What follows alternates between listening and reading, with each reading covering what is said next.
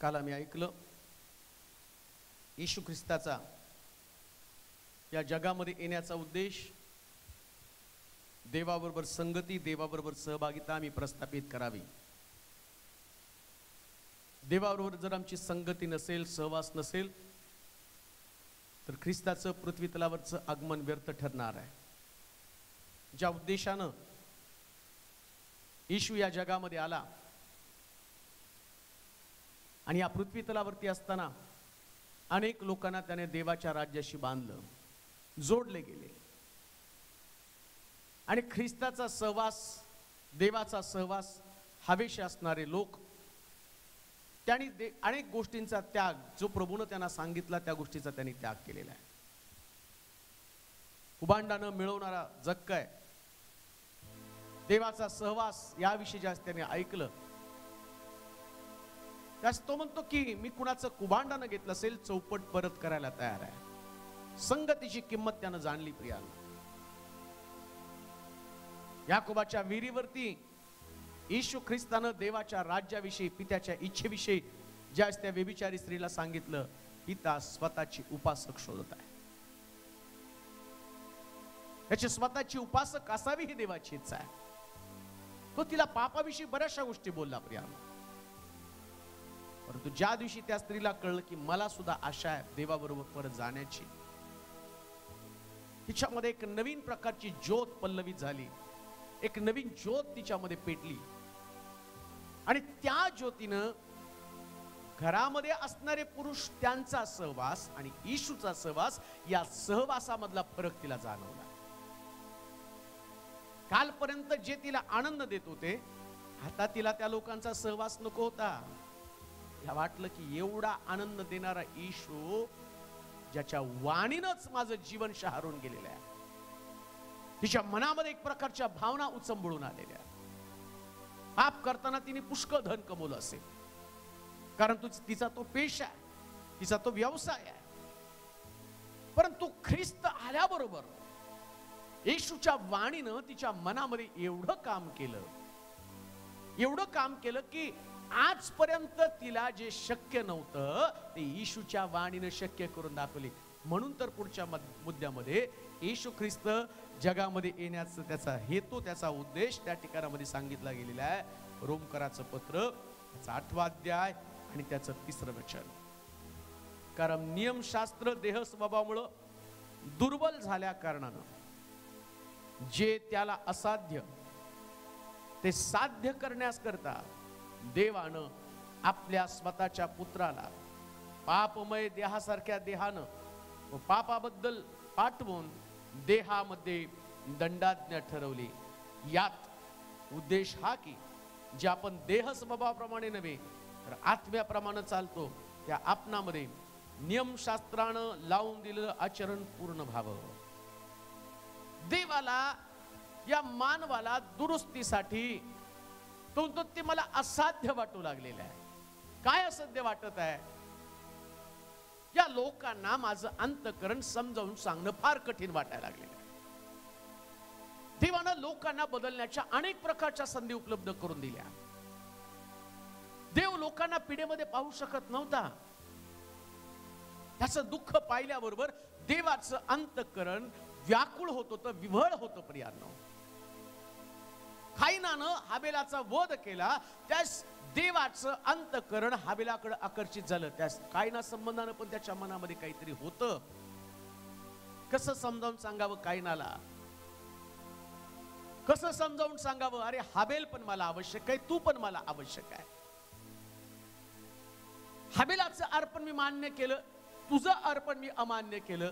का तर तुझ्यामध्ये सुधारणा व्हावी, तुला समजावं की नेमकं माझ्या मनामध्ये अर्पणासंबंधीच्या भावना काय आहेत. सगळी अर्पण देव नाही मान्य करू शकत, सगळ्याच्या प्रार्थना नाही मान्य होऊ शकत, सगळ्यांनीच केलेली सेवा नाही मान्य होऊ शकत.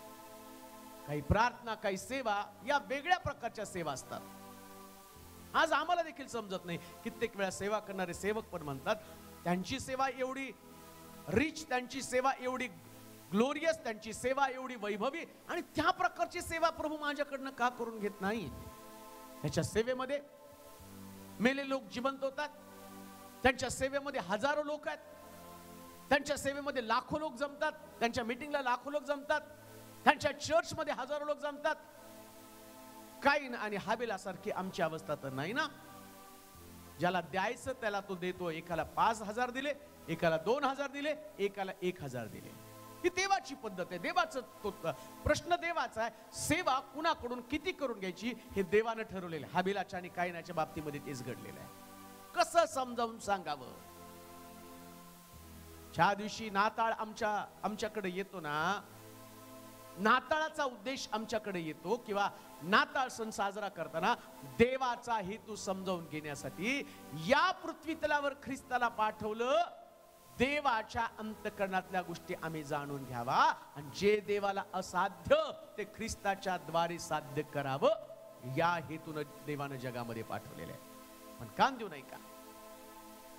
हाबेल ज्या पद्धतीनं, काईन ज्या प्रमाणे हाबेलाचा वध करतो, तसं आमच्याकडनं आज कोणाचा तरी वध होत असेल तर देवाला अजूनही समजायचं की येशू ख्रिस्ताचं या पृथ्वी तलावरचं आगमन व्यर्थ ठरलेलं आहे.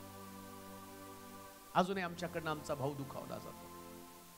मंडळीमध्ये आम्ही राहतो, परिवारामध्ये आम्ही राहतो, परंतु आमच्याकडनं जसं काईन हाबेलाचा वध करत आहे तसं अनेक लोक मंडळीमध्ये एकमेकाचा वध करण्याचं काम करत आहे. त्यांच्या आत्मिक जीवनाला संपुष्टात आणण्याचं काम करत आहे. कधी कधी आमका व्यक्ती जास्त सेवा करतो, तो सेवेमध्ये जास्त पुढे आहे, ही भावना देखील आमच्यामध्ये एक प्रकारचं क्लेश निर्माण करणारी असू शकते. पण प्रभूनं ज्याला जेवढं दिलं ना तेवढ्याच पद्धतीने त्यानं सेवा करावी. त्याने द्वेष करता कामा नये, त्याने त्याच्या हेतूबद्दल शंका घेता कामा नये. देवाला जे असाध्य ते साध्य करण्यासाठी जगामध्ये येशूला पाठवलं आणि ज्याला येशू समजला ना, मग त्याच्यामध्ये पेत्राला किती जवळ ठेवायचं, याकोबाला किती जवळ ठेवायचं, योहानाला किती जवळ ठेवायचं हा येशूचा प्रश्न आहे. पेत्र, याकोब आणि योहान यांची आई दोन्ही मुलं हाताला धरून आली आणि एकाला सांगती, एकाला तुमच्या उजवीकडे एकाला डावीकडे ठेवा. त्यास येशू म्हणतो, हे माझ्या हातामध्ये नाहीये आणि तू काय मागती तुला कळत नाही. त्याला कुणाला उजवीकडे कुणाला डावीकडे ठेवावं हे देवानं ठरवून ठेवलेलं आहे, नाही त्यानं त्या गोष्टीला प्राधान्य दिलेलं आहे. देवाच्या लोकांनो, आजही या पृथ्वी तलावर ख्रिस्ताचं आगमन तोपर्यंत व्यर्थ ठरणार आहे जोपर्यंत आम्ही देवाच्या हेतूला प्राधान्य देत नाही, देवाच्या गोष्टीला प्राधान्य देत नाही. देवाला जे असाध्य ते ख्रिस्ताच्या द्वारे त्यांनी साध्य करून दाखवलं. आजपर्यंत कोणत्याच पापी व्यक्तीकडनं सेवा करून घेणं कुठल्या सेवकाला जमलेलं नाही. गेहजी सारखा व्यक्ती, या जिथं आम्ही पाहतो की एलियानं आलिशा तयार केला, पण आलिशा नंतर गेहजी मात्र तेवढा प्रभावी होऊ शकला नाहीये. पण येशूनं मात्र तसं केलं नाही. येशू आला, त्यानं 12 शिष्य निर्माण केले, 12 शिष्यातनं एक शिष्य निसटला. परंतु याच शिष्यांच्या सहवासामध्ये जसं पेत्रानं हजारो लोकांचं तारण केलं, 3,000 लोकांचं परिवर्तन घडलं. कान देऊ नये का मी काय सांगत आहे? असाध्य ते साध्य करण्यासाठी शास्त्र सांगतं 3,000 लोकांचं तारण पेत्राच्या एका सभेमध्ये झालं. पौलाच्या सावलीने लोक बरे होऊ लागले. पौलाच्या सावलीनं लोकांमधला व्याधी, लोकांमधला विकार बरा होऊ लागला. पण आज जर तुम्ही बघितलं, जे पौल करतो त्याच्यापेक्षा अद्भुत काम आज देवाचे महान सेवकगण पृथ्वी तलावरती करत आहे. एक व्यक्तीच्या द्वारे 3,000 लोकांचं तारण होतं. पेत्राच्या द्वारे, बिलीग्रॅमच्या द्वारे लाखो लोक एकदा देवाच्या राज्यामध्ये जिंकले जातात, लाखो लोकांचं परिवर्तन केलं जातं. तसं पौलाच्या सभेच्या द्वारे, पौलाच्या प्रार्थनेच्या द्वारे, त्याच्या सावलीने लोक बरे होत आहेत. मास्टर ख्रिसच्या सावलीनं लोकांमध्ये तोच अभिषेक येतो का? कारण जे असाध्य ते करण्यासाठी त्यानं देवाच्या पुत्राला जगामध्ये पाठवलं. असं समजू नका देवाला आता काही असाध्य नाही. ख्रिस्ताच्या द्वारे सगळं काही साध्य आहे, असाध्य ते साध्य करण्यासाठी. आज जर आम्ही म्हणत आहोत की गोष्ट माझ्यासाठी कठीण आहे, मला व्यसनावरती विजय मिळवण्यासाठी कठीण आहे, आणि प्रभू तर म्हणतो मी ख्रिस्ताला त्याच्यासाठीच या जगामध्ये पाठवलेलं आहे. तुम्हाला विजय मिळत नाही, तुम्हाला कंट्रोल होत नाही, मग येशूला बरोबर घ्या. चालता बोलता येशूचा विचार करा. येशू तुमच्या संगती आहे, येशू तुमच्याशी बोलत आहे, तुमच्यावर बारकाईने नजर ठेवून आहे, त्याचं सगळं लक्ष तुमच्याकडे लागलेलं आहे. जसं दावीद म्हणतो, तो माझं उठणं बसणं निजणं बारकाईनं पाहतो. हे देवा, माझ्या मुखावर पहारा ठेव, माझ्या वाणीचं द्वार सांभाळ, माझ्यातनं कुठल्या प्रकारचे अपशब्द बाहेर पडू देऊ नकोस. दावीद आपल्या जीवनावरती नियंत्रण प्रस्थापित करतो. तुम्ही आणि मी का नियंत्रण प्रस्थापित करू शकत नाही? का परत एकदा आम्ही पापाकडे जातो? का परत एकदा जुन्या सवयीकडे आम्ही जातो? का आम्ही पुन्हा पुन्हा त्याच गोष्टीकडे जातो? का आमच्यासाठी ते कठीण नाही? कारण आमच्याकडे येशू नाही. पण येशू जर आमच्याकडे असेल तर देव असाध्य गोष्ट ख्रिस्तामध्ये साध्य करून देतो. प्रियानो, कोणती गोष्ट तुमच्यासाठी कठीण, असाध्य, अशक्य नाही. आमचं जीवन परिवर्तन करण्याची ताकद ख्रिस्तामध्ये आहे. आमच्या जीवनाला आकार देण्याची ताकद ख्रिस्ताकडे आहे. प्रियानो, पण लक्षात घ्या, आजही एखाद्या व्यक्तीला वाटत असेल जे असाध्य, जे कठीण आहे, जसं मी मगाशी तुम्हाला सांगितलं, काईनाला वाटत होतं की हाबेलाचं अर्पण मान्य केलं म्हणून देवानं माझ्यामध्ये पक्षपात केला आणि पक्षपाताबद्दल मी काय करणार आहे, हाबेलाला संपून टाकणार आहे. आज देखील लोकांमध्ये तीच भावना आहे. कधी कधी काही परिवारांमध्ये चांगली स्थिती असती आणि काही धार्मिक परिवारामध्ये आम्ही पाहतो ते पण देवाला तेवढेच समर्पित आहेत, पण त्यांची परिस्थिती बदलत नाही. त्यांच्या परिस्थितीमध्ये फरक पडलेला नसतो. आणि आम्हाला असं वाटतं की देव आमच्या बाबतीमध्ये फार पक्षपात करत आहे, देव आमच्या बाबतीमध्ये गंभीर नाही. देवाला वाटतं मी ख्रिस्ताला पाठवून सुद्धा या लोकांच्या मनामध्ये त्या प्रकारच्या गोष्टीची भावना जागी झाली नाही. या लोकांना अजूनही माझं अंतःकरण समजलं नाही, माझ्या मनातला हेतू त्यांना समजला नाही. जे मला असाध्य ते ख्रिस्ताच्या द्वारे साध्य व्हावं. आज सेवकांना पाठवून मी साध्य करण्यासाठी वेगवेगळ्या सेवकांना पाठवलं. त्यानं पाठवलं योनाला निनिवेमध्ये, जा या लोकांना संदेश दे. योना गेला, तिथे लोकांना संदेश दिला. तो म्हटलं की देवाचा न्याय येणार आहे, आपल्या पापापासून फिरा. आणि लोकांनी ते वचन ऐकलं, राजापर्यंत वचन गेलं, राजापर्यंत वार्ता गेली. आणि राजा म्हटला, देव जर न्याय करणार तर न्याय करणार, आपल्या चुकांबद्दल देव शासन करणार आणि ते शासन भयंकर असणार आहे. पण देवानं आपलं मन बदलावं म्हणून चला आपण सगळेजण राख नेसू, अंगाला गोंताट नेसू, राख पासू आणि गोठ्यातल्या जनावरापासून तर घरातल्या लहान थोरापर्यंत वृद्धापर्यंत प्रत्येकानं पश्चाताप करूया, देवाच्या मताचं परिवर्तन करूया. आणि बायबल सांगतं की ते सगळे लोक त्यांनी उपवास प्रार्थना केल्या, आक्रोश केला, पश्चाताप केला. परंतु योनाला त्या गोष्टीचं वाईट वाटलं की देवानं आपलं मन का बदललं, या लोकांचा नाश अग्निगंधकाच्या द्वारे का केलं. मला माहिती होतं देवा तू अनुताप पावणारा देव आहेस, मला उगीच पाठवलं या लोकांना सुवार्ता सांगण्यासाठी. अरे देवाला जे असाध्य ते तुमच्याद्वारे साध्य करण्यासाठी पाठवावं, पण तुम्ही ते साध्य करून दाखवलं नाही. देवाला मोठा प्रश्न पडला, कोण खरंच यांना खरा मार्ग दाखवेल, कोण आहे? प्रभू येशू ख्रिस्त पृथ्वी तलावरती आल्यावर त्यानं देखील सुवार्तेचं काम केलं. पुष्कळ लोकांना देवाचं वचन सांगत गेला, स्वर्गाच्या राज्याविषयी घोषणा करत गेला. स्वर्गाचं राज्य किती सुंदर आहे. अनेक प्रकारच्या दाखल्यांच्या द्वारे लोकांमध्ये एक प्रकारची जागृती केली, चेतना उत्पन्न केली. प्रियांनो, प्रत्येकाला आपल्या व्यक्तिगत जीवनामध्ये असणारा बदल त्यानं समजावून सांगितला. स्वर्गाचं राज्य सर्वांसाठीच त्यानं सांगितलं. कोण जाऊ शकतो, कोण जाऊ शकत नाही, या सगळ्या गोष्टीविषयी त्या बाबींवर त्यानं प्रकाश टाकला. तो म्हणतो, वेश्या कसबीने देवाच्या राज्यामध्ये जातील, पण धनवान लोकांचा प्रवेश होणं कठीण आहे. समजावून सांगितलं. एक स्वधार्मिकतेचं केंद्र, स्वधार्मिकतेचं जीवन मनुष्याला स्वर्गाच्या राज्यापासून वंचित करून टाकेल. समजावून सांगितलं. प्रिया, धार्मिक लोकांची वरपांगी धार्मिकता त्यानं उघड आणली. शास्त्री आणि परिशान संबंधानं म्हणतो, अरे सापाच्या पिलानो, चुना लावलेल्या थडग्यांनो. त्यांनी पाहिलं वरून शुद्धता आहे, पण आतमध्ये जसं थडग्याला पांढरा रंग लावून ते थडग सुशोभित केलं जातं, तसं मनुष्याचं बाह्य स्वरूप अशा प्रकारचं बनलेलं आहे, आतमध्ये मात्र सगळी घाण आहे. आंतरिक सडलेली प्रेत, आतमध्ये दुर्गंधी, आतमध्ये वास, आतमध्ये सडलेल्या गोष्टी पडलेल्या आहेत. आणि येशूने ते त्यांना दाखवून दिलं. येशू त्यांना परिवर्तनाविषयी बोलत आहे. तो म्हणतो, बाहेरून वाटी साफ करण्याच्या ऐवजी आतून वाटी साफ करा. असाध्य ते साध्य करण्यासाठी. म्हणून तर निकोदेमसने ते ऐकलं आणि रात्रीच्या वेळेस प्रभू येशू ख्रिस्ताकडे गेला. स्वर्ग राज्य मिळावं म्हणून मला काय केलं पाहिजे. सगळे लोक बाप्तिस्मा घेत होते. शास्त्री आणि परुषी पण त्या रांगेमध्ये येऊन थांबले, आम्हालाही बाप्तिस्मा द्या. कारण त्यांना कळालं आता आम्हाला ख्रिस्ताची गरज आहे, आता आम्हाला परिवर्तनाची गरज आहे. परिवर्तनासंबंधाने तो बोलतो, जुन्या कापडाला नवीन ठिगळ कोणी लावू शकत नाही, नाहीतर दोन्ही पण फाटले जातील. परत एकदा तो नव्या गोष्टीविषयी बोलत आहे.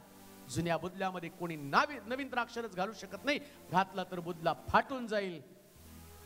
जे असाध्य ते साध्य करण्यासाठी देवानं जगामध्ये पाठवलं. आणि आम्ही पाहतो येशू ख्रिस्तानं ते असाध्य ते साध्य करून दाखवलं. त्याने दाखवून दिलं, देवा जी कठीण जबाबदारी तू माझ्यावरती सोपवलेली. सोपंच काम नव्हतं देवाचं. लोकांना आशीर्वादाविषयी बोललं तर ऐकतील, पापाविषयी बोललं तर कोणी ऐकणार नाही. एलिया पापाविषयी बोलत होता, योहान पापाविषयी बोलत होता, योहानाचा शिरच्छेद केला, एलियाच्या मागे लोक लागले. हा संदेश असा आहे की याच्यामुळं आमच्या देशावरती शाप आले, आमचा देश पीडा भोगत आहे. आमचा देश दुष्काळाचा सामना का करत आहे? कारण या संदेशाने आमच्या देशावरती दुष्काळ पाठवलेला आहे. पापा संबंधानं बोलणारे कोणते सेवक, पापा संबंधानं बोलणारा येशू, पापा संबंधानं बोलणारा योहान, यांच्या बाबतीमध्ये फार कठीण अनुभव त्याने अनुभवलेला आहे. जगामध्ये या प्रकारची कठीण परिस्थिती दुसरी कोणती नव्हती. पण देव स्वतः येऊन मनुष्याला बदलणार नव्हता. मानवातनच मानवाला बदलण्याचं सांगण्यासाठी त्या ठिकाणात कोणाला तरी यावं लागणार होतं. एकदा एका शेतकऱ्याला त्याच्या शेतामध्ये पेरणी करत असताना वेगळा अनुभव आला. त्यानं पाळलेलं एक कुत्र होतं. शेतकरी बी पेरत पेरत निघाला आणि पुढे जायचं, त्याच्या पाठीमागून कुत्र यायचं आणि ते कुत्र पेरलेलं बी सगळं उकरून टाकत होतं. शेतकऱ्याला मोठा प्रश्न पडला की माझे सगळे दिवस असेच जाणार आहे, मी दिवसभर हे पेरत राहील, हा कुत्र येऊन माग आणि ते उकरून काढेल. आणि तो त्याला समजावून सांगायचं, पण कुत्र्याला ते समजत नव्हतं. त्याला मोठा प्रश्न पडला काय करावं. तो डोक्याला हात लावून बसला आणि तेवढ्यात त्याच्या लक्षात आलं, कुत्र्याला कुत्र्याच्या भाषेतनं सांगितल्याशिवाय समजणार नाही, मला कुत्र्याला समजावून सांगण्यासाठी त्याच्यासारखंच बनावं लागणार आहे. मानवाच्या बाबतीमध्ये काय घडलं? मानव करत असलेल्या चुका, या चुकातनं विजय कसा मिळवावा, यातून तुम्ही कसं बाहेर पडू शकता, याच्यासाठी येशू ख्रिस्त मानव ध्येय धारण करून या पृथ्वी तलावरती आला. आणि मानवासारखं जीवन जगत असताना कशा प्रश्नाची उत्तर द्यावं, कसं पापावरती विजय मिळावा, कशी सुटका मिळवावी, याचं एक उत्तम प्रात्यक्षिक ख्रिस्तानं वधस्तंभी जाण्याच्या अगोदर लोकांना दिलं. असाध्य ते साध्य करण्यासाठी जे प्रश्न आमच्या व्यक्तिगत जीवनामध्ये येतात ना, तेच प्रश्न ख्रिस्ताच्या व्यक्तिगत जीवनामध्ये आलेले आहेत. पवित्र आत्म्यानं परिपूर्ण झाला, पवित्र आत्म्यानं ख्रिस्त भरला, बाप्तिस्मा घेतला, पवित्र आत्म्यानं त्याला डोंगरावरती रानामध्ये घेऊन गेला. 40 दिवस उपासने प्रार्थना केल्यावर तो सैतान त्याला डोंगरावरती घेऊन गेला आणि डोंगरावरती जाऊन त्याची परीक्षा केली. तू जर देवाचा पुत्र आहेस, तुला भूक लागलेली ना, या धोंड्याच्या भाकरी करून खा म्हणून तू जर धोंड्याला आज्ञा केली तर त्याच्या भाकरी बनतील. आणि प्रार्थना कर, या धोंड्याच्या भाकरी होऊ दे. असाध्य ते साध्य करण्यासाठी त्याच्यामध्ये आलेला प्रश्न ख्रिस्तानं अतिशय चपकलपणे, शांत डोक्यानं, प्रभूच्या वचनाचा आधार घेऊनच त्याने सांगितलं, मनुष्य केवळ भाकरीने नव्हे तर देवाच्या मुखातनं निघणाऱ्या प्रत्येक शब्दानं जगेल. त्या ख्रिस्तानं विजय मिळवण्यासाठी देवाच्या वचनाचं महत्व पटवून दिलं. असाध्य ते साध्य. आज जर तुम्हाला विजय पाहिजे ना, आज जर तुम्हाला सुटका पाहिजे, आज जर तुम्हाला वाटतं यावरती विजय मिळवावा, देवाच्या वचनाचा आधार घ्या. देवाचं वचन हे तुमचं अन्न बनू द्या. देवाचं वचन तुमची जीवनशैली बनू द्या. देवाचं वचन हे तुमचे विचार बनू द्या. जसं ख्रिस्तानं वचन साठवलं, वयाच्या 12व्या वर्षी सभास्थानामध्ये जाऊन शास्त्री आणि पुरुषांची देवाच्या वचनातनं वाद घालण्याची किंवा देवाच्या वचनातले रहस्य उलगडून सांगण्याची ताकद ख्रिस्तामध्ये होती. 12व्या वर्षामध्ये त्यानं एवढ्या गोष्टी आत्मसात केलेल्या आहेत. एवढं वचन त्याच्यामध्ये ठासून भरलेलं आहे. तुझं वचन माझ्या पावला करता देवा, माझ्या मार्गावरती प्रकाश आहे. तसं ख्रिस्ताचं वचन आमच्यामध्ये असणं गरजेचं आहे. असाध्य वचनाच्या द्वारे साध्य होणार आहे ते ख्रिस्तानं दाखवून दिलं प्रियानो. तसं तर विजय नाही मिळू शकणार आहे. तसा विजय मिळवता आला असता तर मग आम्ही दावीद त्या स्त्रीच्या पापामध्ये पडला नसता. तसा विजय मिळवता आला असता तर दाविदाच्या हातून खून घडला नसता. तसा विजय मिळवता आला असता तर अनेक देवाचे संतगण चुकले नसते. पण ख्रिस्ताच्या द्वारे आम्हाला विजय मिळतो प्रियानो. आमच्या जीवनामध्ये येणाऱ्या प्रत्येक मोहाच्या प्रसंगामध्ये, आमच्या जीवनामध्ये येणाऱ्या प्रत्येक बिकट परिस्थितीमध्ये देवाचं वचन ख्रिस्ताच्या द्वारे आमच्यामध्ये राहतं आणि त्यातनं आम्हाला विजय प्राप्त होतो. असाध्य गोष्ट सहजपणे साध्य केली जाते. म्हणून व्यभिचारी स्त्री विजय मिळू शकली. म्हणून मरिया जिच्यामधनं ती भूत काढली, जिला हात लावताना विचार केला गेला कोण ही स्त्री हात लावती, येशूला कळलं. हा संदेश असता तर कळलं असतं की या स्त्रीला हात लावू देऊ नये. एवढं टाकाऊ जीवन तिच्यामध्ये होतं. पण ख्रिस्त तिच्यामध्ये आल्यावर देवाला जे साध्य करायचं होतं ते ख्रिस्ताच्या द्वारे तिने साध्य करून दाखवलं प्रियानो. बदलून टाकलं तिचं जीवन, बदलून टाकलं त्याचं व्यक्तिमत्व, बदलून टाकलं त्या शमरोनी स्त्रीचं जीवन, बदलून टाकलं त्याने जक्कयाचं जीवन, बदलून टाकलं त्याने पेत्राचा स्वभाव. त्याच्यामध्ये असणाऱ्या ज्या त्रुटी आहेत त्या त्रुटी त्याने काढून टाकल्या, त्याच्यातली कमतरता काढून टाकली. हा पेत्र माघारी गेला पण प्रभूने त्याला परत आणलं.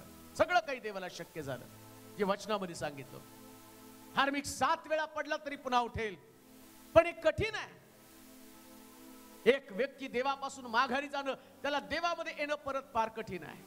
येशूने ते साध्य करून दाखवलं प्रियानो. प्रभू येशू ख्रिस्त तो दाखला सांगतो. त्या दाखल्यामध्ये अनेक चांगल्या गोष्टीचा बोध करतो. तो एक मनुष्य यरुशलेम सोडून जात असताना लुटारूच्या ती सापडला. लुटारूने त्याला चोप दिला, अर्धमेला करून त्याला तिथं टाकून दिलं. एक लेवी गेला, एक याजक गेला, कोणी त्याच्या जखमाकडे पाहिलं नाही. नग्न पाहून त्याला टाकून देऊन निघून गेले. पण एक शमरोनी आला, त्या शमरोनाने त्याच्या जखमाला द्राक्षरस आणि तेल लावलं आणि उतार शाळेमध्ये टाकलं. आणि येशू त्याला सांगतो जरी तो यरुशलेम सोडून गेला तर त्याला उद्धाराची आशा. परत एकदा चांगला शमरोनी प्रभू येशू ख्रिस्त या ख्रिस्ताच्या द्वारे सोडून गेलेल्या लोकांना परत देवाच्या राज्यामध्ये आणणं हे ख्रिस्तच काम करू शकतो. हे देवाला तो म्हणतो असाध्य ते साध्य करण्यासाठी मी ख्रिस्ताला जगामध्ये पाठवलं. गेलेले माघारी गेलेले लोक देवामध्ये पुन्हा एकदा स्थिर व्हावे. अमावस्या वाटेकडं येशूचं पुनरुत्थान झाल्यावर सगळ्या यरुशलेमेत हाहाकार माजला. प्रभू उठला, प्रभू उठला. प्रभूच्या नावानं सगळं शहर दमदणून गेलेलं आहे. पण 2 शिष्यांना वाटलं की कदाचित त्या त्यांच्या भ्रामक कल्पना आहेत. जर आता मी पण असं म्हटलं ना प्रभू उठलो तर मला पण शिक्षा केली जाईल, मला पण दंड दिला जाईल. आणि 2 शिष्य यरुशलेम सोडून अम्माऊसकडे निघालेले आहेत. एकदा का अम्माऊस मध्ये गेलं तर परत येणं फार कठीण आहे. एकदा का अम्माऊस मध्ये पोचलं तर तिथं नाश आहे. कारण आम्ही पाहतो रूतच्या पुस्तकामध्ये जर आम्ही गेलो तर तिथं मला पाहायला मिळतं की ज्या आणि नामीनं यरुशलेम सोडलं, नामीनं बेथलेम सोडलं, यहूदा सोडलं आणि काय परिणाम झाला, तिचं सर्वस्व तिने गमावलं. बेथलेम यहूदामध्ये परत येताना अर्पा परत आली नाही, रूत परत आली, अर्पा माघारी गेली. परत येणं फार कठीण आहे. परंतु येशूनं ती गोष्ट सांगितली की जसे शिष्य सोडून अम्माऊसकडे चाललेले होते त्याने त्यांना अम्माऊस मध्ये जाऊ दिलं नाही. रात्रीच्या समयीच जाता जाता वाटेत त्यांच्याशी तो बोलू लागला. ख्रिस्ताचं वधस्तंभी जाणं, त्याचं मरण, त्याचं पुनरुत्थान, शास्त्रातली गुपित रहस्य त्याच दिवशी त्याने उलगडून सांगितली. असं कोणतीच गोष्ट त्यांना उलगडून सांगण्याची बाकी ठेवली नाही की ज्याच्यानं त्याने त्या बंधनामध्ये राहावं, निराशामध्ये, अविश्वासामध्ये राहावं, अशी कोणतीच गोष्ट त्यांनी बाकी ठेवली नाही. तो त्यांच्याशी बोलला, त्यांनी संधान साधलं, त्याच्याशी हितगुज केलं, त्यांच्या प्रश्नाची उत्तरं त्यांना दिली. आणि बायबल सांगतं त्याच क्षणाला या अम्माऊसच्या वाटेकडच्या शिष्यांना परत तो घेऊन आला. असाध्य ते साध्य करून दाखवलं प्रियानो. प्रॉब्लेम तोच आहे. काय प्रभूला अजूनही आम्हाला बदलणं असाध्य वाटतं का? अजूनही पुष्कळ सभा, पुष्कळ चर्च, पुष्कळ उपदेश, पुष्कळ संदेश आजपर्यंत आम्ही ऐकलेत. पुष्कळ सभांच्या द्वारे देवाचं वचन आमच्याशी प्रत्यक्ष बोललं. पुष्कळ सेवक आले, पुष्कळ संदेष्टे आले, पुष्कळानं व्यक्तिगतरित्या आमची भेट घेतली आणि आमच्यातल्या उणीवा, आमच्यातल्या कमतरता त्यांनी आम्हाला समजावून सांगितल्या. पण तरीही आमच्यामध्ये बदल नसेल, तरी सुद्धा आमच्या स्वभावामध्ये परिवर्तन नसेल, आमच्या विचारांमध्ये परिवर्तन नसेल, तर ख्रिस्ताचं पृथ्वी तलावरचं आगमन व्यर्थ ठरलं जाणार आहे. पण जर प्रभू येशू ख्रिस्त या पृथ्वी तलावर आला, त्याचा आनंद आम्ही साजरा करत आहोत, तर त्या आनंदाची सर्वोत्तम पातळी कोणती असणार आहे? जे असाध्य ते साध्य ख्रिस्ताच्या द्वारे केले जाईल. आजपर्यंत कोणी तुम्हाला बदलू शकलं नसेल. आजपर्यंत ना तुमच्या घरातले बदलणार आहेत, मी तर त्याच्या पलीकडे जाऊन सांगेल, ना कायदा तुम्हाला बदलणार आहे, ना दंड तुम्हाला बदलणार आहे, ना शासन ना शिक्षा तुम्हाला बदलणार आहे, ना कुठल्या प्रकारचा प्रहार तुम्हाला बदलणार आहे, ना कोणत्या व्यक्तीचं भय तुम्हाला बदलून टाकणार आहे. प्रभू येशू ख्रिस्त अशा प्रकारचा व्यक्ती आहे की त्याच्याकडे आल्यावर तो चांगल्याला बदलून टाकतो. त्याच्याकडे कोणी व्यक्ती पहिल्यासारखा राहू शकत नाही. त्याच्याकडे येणारा कोणी व्यक्ती पहिल्यासारख्या जीवनामध्ये टिकाव धरू शकत नाही. त्याच्याकडे आल्यावर नक्कीच परिवर्तन होतं. जर ख्रिस्ताला ओळखणाऱ्या व्यक्तीला पहिल्यासारखा तो राहत नाही, पहिल्यासारखा त्याचा स्वभाव राहत नाही. प्रभू येशू ख्रिस्तामध्ये ती ताकद आहे प्रियानो.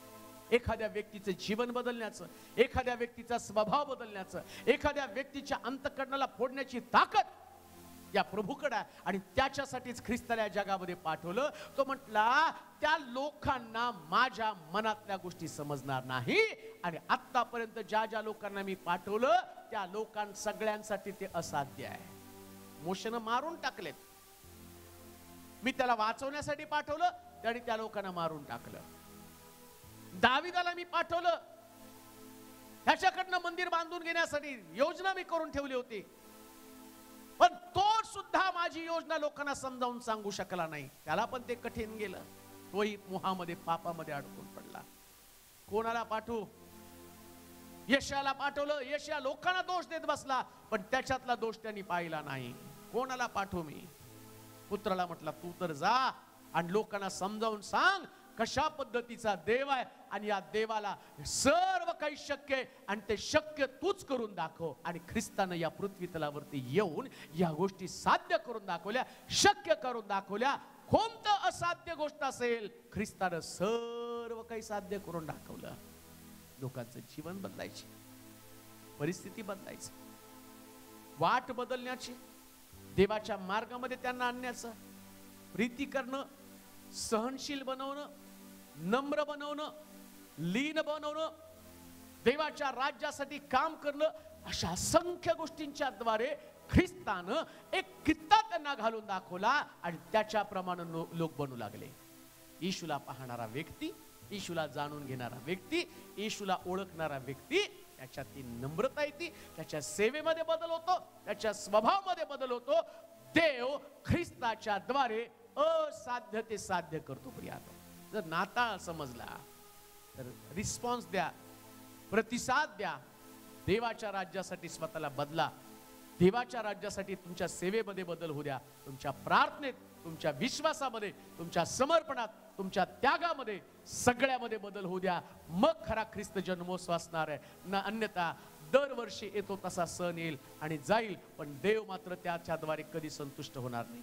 आपण प्रार्थना करू. सर्वसमर्थ देवा, स्वर्गामध्ये पित्याच्या उजवीकडे बसलेल्या देवाच्या पुत्रा, पृथ्वी तलावर आमचं हृदय, आमचं जीवन बदलणाऱ्या पवित्र आत्म्या, ऐकणाऱ्या प्रत्येक व्यक्तीला मी तुझ्या स्वाधीन करत आहे देवा. आम्ही ख्रिस्त नाताळ हा फक्त सणापुरता मर्यादित ठेवलेला आहे, परंतु आज तुझं वचन आम्ही ऐकलं. ख्रिस्त जर आला तर असाध्य गोष्ट सहजपणे साध्य होते. ख्रिस्त जर आला तर स्वभाव बदलणं कठीण नाही. येशू जर आला तर परिवर्तन अशक्य नाही. परंतु ख्रिस्त आमच्यापर्यंत आलाच नाही, ही शोकांतिका आहे. ख्रिस्त यरुशलेमेत त्या गवाणीतच आम्ही ठेवून दिलेला आहे. ख्रिस्ताला 25 तारखेपर्यंतच आम्ही ठेवलेलं, डिसेंबरच्या 25 पर्यंत. त्याला आमच्या घरात, आमच्या जीवनामध्ये आम्ही कधीच येऊ दिलं नाही, म्हणून असाध्य ते साध्य झालं नाही. हे सर्व समर्थ देवा, हे युगानुयुग राज्य करणाऱ्या स्वामी, आज ऐकणाऱ्या प्रत्येक व्यक्तीला अत्यंत करून दे की ज्या प्रतिसादाच्या द्वारे त्यांचं घर, कुटुंब, त्यांचं जीवन बदललं जाईल. प्रार्थना करतो प्रत्येक पीडित व्यक्तीसाठी, आजारपणामध्ये, कष्टामध्ये, दुःखात, दारिद्र्यात, पिढेमध्ये, सर्व प्रकारच्या आर्थिक विवंचनेमध्ये लोक आहेत. त्यांच्या परिवारामध्ये असलेल्या समस्या तुला ठाऊक आहेत, त्यातून त्यांना बाहेर काढ, त्यांना विजय दे आणि तुझा आनंद त्यांच्यामध्ये परिपूर्ण होऊ दे. येशूच्या नावात ही प्रार्थना विनवणी केली म्हणून तो आहे. आमेन, आमेन.